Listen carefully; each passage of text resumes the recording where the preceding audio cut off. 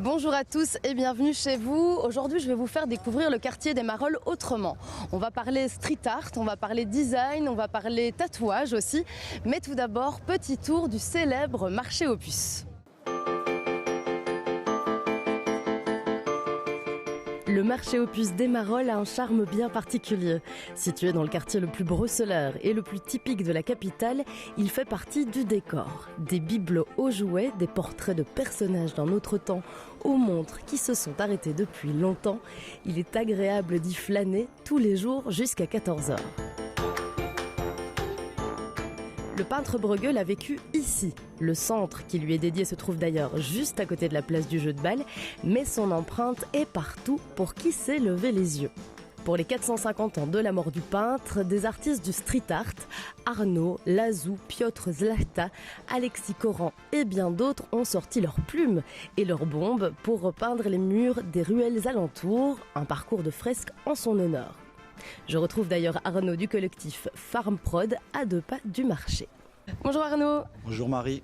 Donc ici on se retrouve dans les Marolles, un quartier où Bruegel a vécu, et on se trouve devant ta fresque. Est-ce que tu peux un tout petit peu m'expliquer de quoi il s'agit? En tout cas c'est une fresque qui représente Bruegel, un autoportrait. C'était clairement un des rares autoportraits de Bruegel réalisé à l'époque. J'ai pris ça d'une gravure.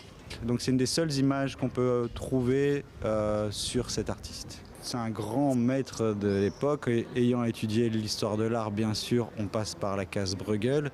Mais là, ça m'a vraiment permis de découvrir son travail, surtout en gravure. C'est vraiment bien contemporain. Alors là, je vois un abécédaire.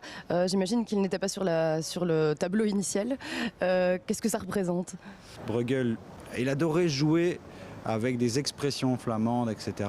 Mais moi, j'ai voulu faire un abécédaire qui reprend un petit peu un dialecte, des mots du Zwanz, le dialecte local des Marolles, agrémenté avec d'autres petits mots qu'on peut trouver dans plein de langues qu'on peut aussi entendre dans le quartier. À vous de déchiffrer. Donc c'est une fresque parmi d'autres, puisque le collectif dont tu fais partie, Farm Prod, a réalisé toute une série de fresques ici dans le quartier, justement en réinterprétant au niveau street art des toiles de Bruegel. Donc là on a vraiment répondu à un appel d'offres de Visite Bruxelles. Il y a 11 fresques réalisées en peinture, avec des artistes qui viennent vraiment soit de l'univers graffiti ou même juste des peintres. Ça traverse de long en large les Marolles. Donc c'est assez chouette pour se balader en tout cas. Donc moi là j'ai la chance d'avoir un guide privé, mais pour les visiteurs qui viendraient cet été à Bruxelles, comment faut-il faire pour justement retrouver toutes ces fresques? Est-ce qu'il y a un plan? Est-ce qu'il y a une carte? Est-ce qu'il y a un site internet? Alors il y a un plan existant sur le site internet de Visite Bruxelles. C'est Bruegel meets Street Art. Si on partait justement découvrir d'autres créations, d'autres fresques? Souci, on va aller voir ça, il y en a quelques-unes. C'est assez facile d'accès à pied, etc. On reste dans les Marolles et allons-y. Ce parcours Bruegel est un bon prétexte pour se perdre dans les ruelles pavées, prendre un café dans un estaminet où tout le monde semble se connaître, ou se laisser tenter par du lèche-vitrine, car rue Haute se mélange par dizaines boutiques de design, antiquaires, galeries d'art. Parmi toutes ces enseignes, un magasin de tatou pas comme les autres s'est fait un nom, singulier. Ici, vous venez vous faire tatouer des modèles uniques, réalisés par des artistes uniques. Et l'ambiance est assez particulière, à l'image du lieu. Céline, manager, m'explique que le tatou, c'est aussi un état d'esprit. Donc ici on est chez Singulier. Singulier, c'est une galerie, c'est un tattoo shop, c'est 9 artistes aussi. Est-ce que tu peux un peu m'expliquer le concept du lieu? Bon alors on fait tout nous ici, on est principalement une galerie de tatouage. Donc comme tu viens de le dire, là on travaille avec 9 artistes différents, ce qui nous permet de pouvoir atteindre tout public. On a un carrefour sur Bruxelles pour le tatou qui est assez important. Choc des cultures, tout ça, on répond à la demande de tout le monde grâce à nos 9 artistes qui ont chacun leur patte. Et alors galeriste aussi parce que on présente aussi des artistes qui collent un peu dans notre délire. Est-ce que tu peux un peu me raconter l'histoire de vos rencontres? Je sais bien qu'il y a Fumi par exemple ici qui vient du Japon. Oui, ben, on a Fumi qui vient du Japon, ça fait 2 ans qu'il est résident chez nous. On a Eddy qui vient de France, on a Félix là, qui vient juste de partir, qui vient de France aussi. Donc du coup, ils se sentent bien chez nous, ils y restent. Donc pour nous aussi, c'est chouette parce que ça permet d'avoir aux clients des cultures différentes. Après, bon, on travaille beaucoup avec des guests aussi. Donc des guests de l'étranger, que ce soit la Pologne, l'Allemagne.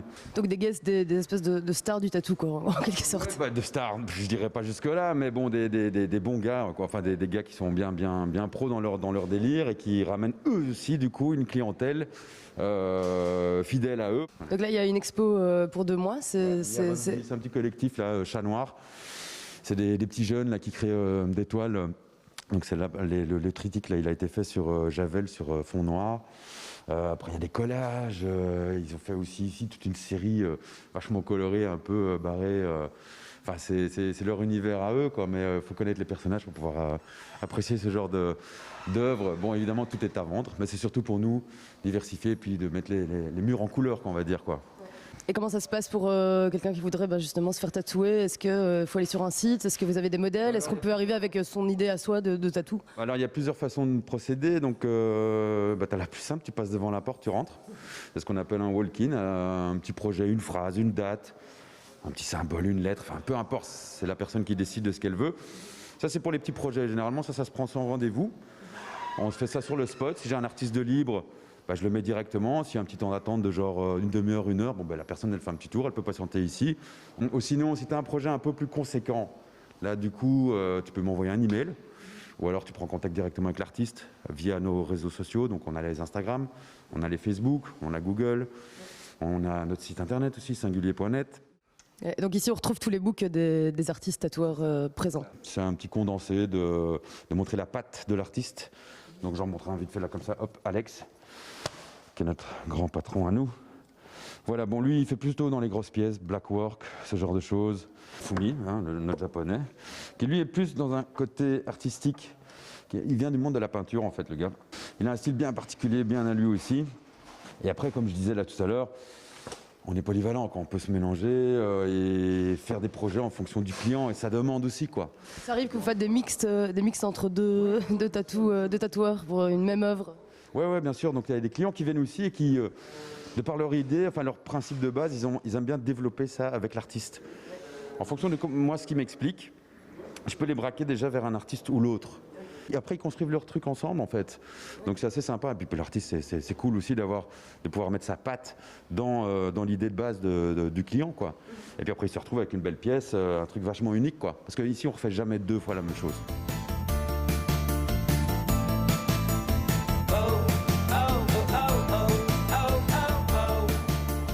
Pour terminer cette petite balade, direction Le Sablon, un tout nouveau lieu a ouvert ses portes, Balthazar. Sur 3 étages, stylistes, joailliers, designers vous présentent leurs créations. Ici, on peut échanger directement avec les artisans, se rincer l'œil et pourquoi pas se laisser finalement tenter. Bonjour Hélène. Bonjour. Merci de m'accueillir. Ici, on se trouve au numéro 40 de la place du Sablon, qui est lié au numéro 37, donc la boutique Balthazar, c'est ça? Oui, c'est bien ça. Peter et Kathleen van Streetem, c'est les propriétaires de Balthazar Home and Interior Design, qui se trouve effectivement au numéro 37. Et ce bâtiment, cette belle maison, leur appartient aussi. Et à la base, c'était le showroom pour les canapés, les fauteuils, les tables, les sièges. Et en fait, pendant le confinement, ils ont pas mal d'artistes designers dans leur entourage qui disaient « c'est dur maintenant avec le corona, on n'a pas vraiment l'espace, on n'a pas la visibilité, ou bien l'espace qu'on loue est devenu trop cher pour nous parce qu'on n'a pas de revenue. Est-ce que vous ne pouvez pas nous aider ?» Donc du coup, voilà le projet qui prend forme. Et alors, on se trouve dans un ancien magasin et un atelier de fourrure. Oui, en fait, le bâtiment est construit pour la famille Malien. C'est une famille industrielle qui faisait des manteaux de fourrure. Ici, c'était un peu le showroom pour les manteaux. Donc, le High Society venait ici pour acheter les manteaux. Et sur les étages, c'était les ateliers où on faisait les manteaux. Quels sont les types de créations qu'on peut retrouver ici sur 3 étages? La plupart, ce sont des créateurs belges. On a haute joaillerie, haute couture, prêt-à-porter. Donc c'est vraiment fashion, art, gastronomie, lifestyle, tous ensemble. Et alors ce que tu m'expliquais qui est chouette, c'est que les artistes qui se trouvent ici, d'habitude ils travaillent un petit peu seuls et le fait de se retrouver dans ce même espace, ça leur permet parfois de collaborer. Il y a vraiment des rencontres qui se font. Oui, absolument. Ce qui est bien, par exemple, il y a 29th of October qui est en fait, ils font des manteaux en cuir. Et il y a une dame, Roselyne Doré, qui est une illustratrice qui fait aussi des carrés de soie et qui est peintre. Et donc maintenant on a une collaboration entre eux et elle peint sur les manteaux. Et donc c'est ouvert tous les jours pour le grand public, mais il y a possibilité aussi, si je ne m'abuse, de louer le lieu pour des soirées privées, un petit peu conceptuelles, où on peut boire un petit verre et puis profiter aussi des créations sur place. Oui, absolument. Et l'idée c'est de faire entrer les invités vers 17h, 18h, encore avec l'ouverture, qu'on offre une coupe de champagne, comme ça les gens ont encore la possibilité de voir les artistes, de rencontrer les artistes et de faire des achats. Et donc à 19h, quand on ferme le bâtiment, on peut organiser l'événement privé pour eux. Oui, tout à fait. Et ce qui est gai, c'est que ce ne sont pas que des boutiques. Les artistes sont véritablement ici sur place et donc il y a possibilité aussi d'échanger avec eux et de leur demander un petit peu comment ils fabriquent leurs créations. Absolument, oui, tout à fait. Et c'est ça en fait la force de notre concept, c'est que les gens qui viennent ici pour faire du shopping, ce qu'ils aiment bien, c'est justement avoir le contact avec l'artiste et c'est l'artiste qui parle avec toute sa passion, il raconte son histoire et c'est plutôt ça qui fait acheter plutôt que le matériel ou que la marque, c'est que les gens ils achètent une émotion. Un tout grand merci Hélène. Mais merci à vous Marie.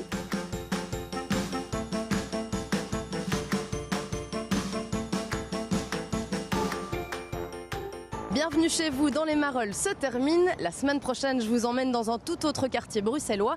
D'ici là, prenez soin de vous.